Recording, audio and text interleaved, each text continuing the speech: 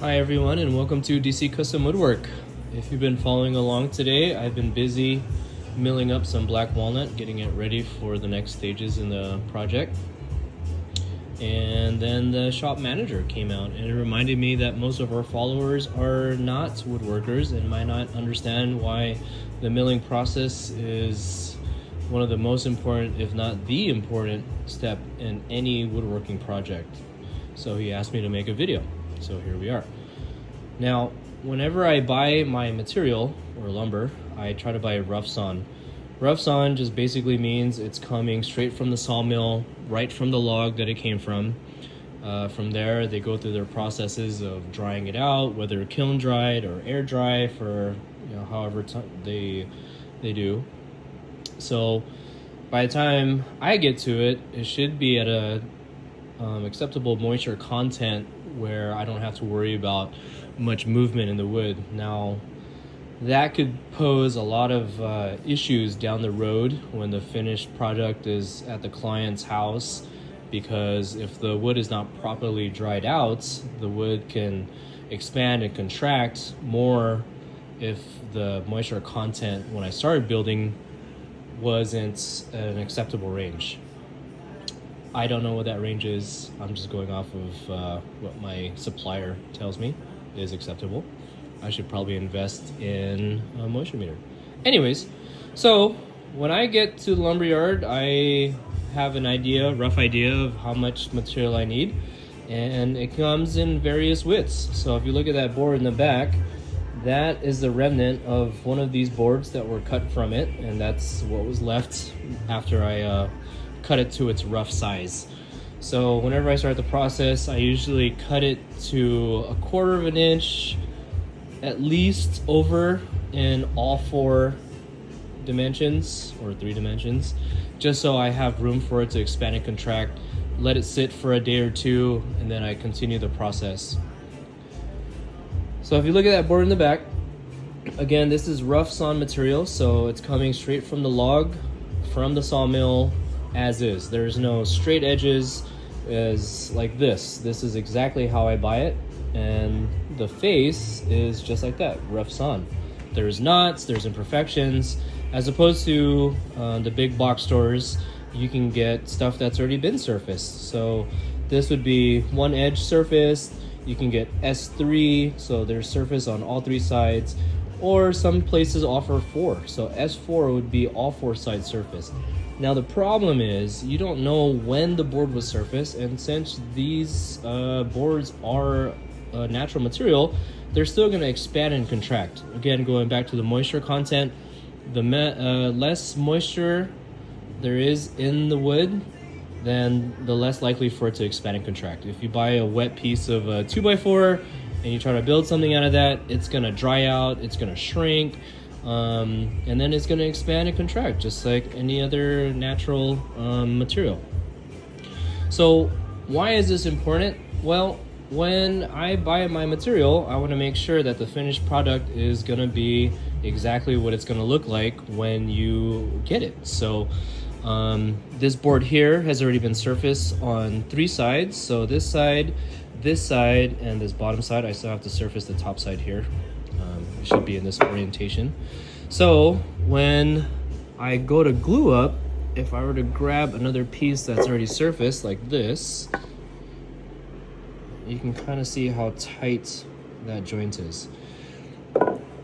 Now, when I first started out, I didn't have the tools that I have now. So what I would normally do is once I get the wood or lumber in the shop, I would let it acclimate for anywhere from 3 to 4 days before I start cutting it. Once that is done, I'll take that board just like that and I'll mill it down or cut it down, rip it, I guess is the proper term, into more manageable strips depending on what I'm doing. So for this, these are going to be cutting boards or parts of cutting boards. So I'll usually, when I first started, I'll take this factory edge here and I'll run it through my table saw just like this, and I'll clean off that edge and I'll be left with these burn marks. There's some saw marks there. You can kind of see the saw blade there. That's not bad. If I were to glue that up, again, this side is already jointed, so it's kind of a bad example, but you can kind of see some of the gaps. It's not as tight as it should, but again, when I first started, that's kind of what I had. I didn't have the tools that I have today. In the last couple years, I was able to invest in a bandsaw, which helped minimize the amount of wood that was lost when I was cutting. The table saw has about 1/8 of an inch saw blade, and the bandsaw has about 1/32 or so of a saw blade.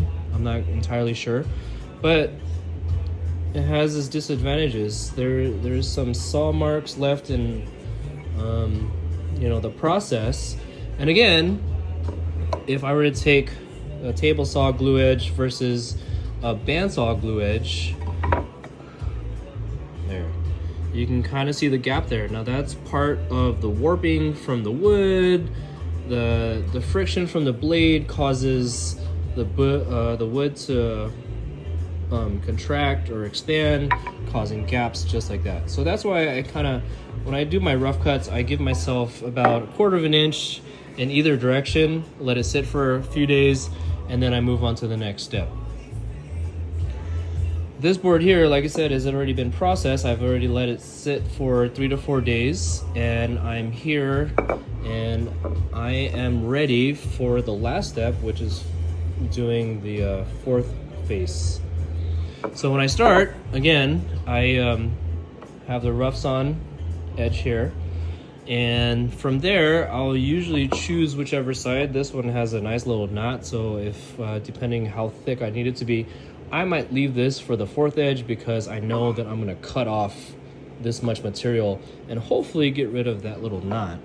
So with this one, I surface this edge here. From there, I'll use this face as a reference to get a perpendicular face here that should equal 90 degrees as long as my tooling process is set up correctly. So you can kind of see there, that is a nice, there we go. That is a nice, perfect 90-degree edge.